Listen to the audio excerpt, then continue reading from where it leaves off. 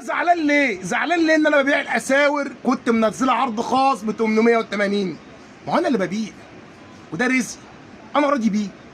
انت بقى شغال 950 شغال 1000 يا عم، رزق وربنا يرضيك ويوسع عليك. صلي على الرسول.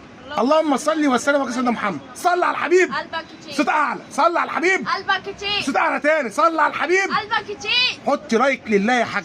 ان شاء الله بكره الخميس كل الناس تشرفني، كل الناس تشرفني، اللي بيسمعني يشرفني، اللي بيسمعني ليه نصيب يشرفني بكره.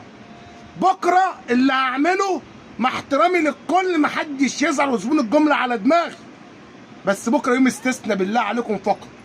بكره استثناء فقط. هتعمل ايه بكره؟ دي الاساور. دي ايه؟ الاساور. دي ايه؟ اساور. شركه مين؟ العجب. النساجون ايه؟ الشرقيون. امسك يا باشا. قلنا بكره ايه؟ خميس من بعد الظهر، عرض يوم واحد. بالله عليك زبون الجمله يستحملني بكره بس ما يزعلش مني. ما يزعلش ايه؟ من العرض ده جبر خواطر. جبر ايه؟ خواطر. اساور العجم اللي بيقولوا مش موجوده، واللي مش موجود عند ابو عبده موجود، اللي مفيش منه احنا عندنا منه. واللي مفيش منه ايه؟ احنا عندنا منه. احنا عندنا منه. بص بقى الاشكال الكافيهات. امسك يا باشا. امسك هتدي هناك. امسك حط على بعضيه. امسك. بصوا الاشكال.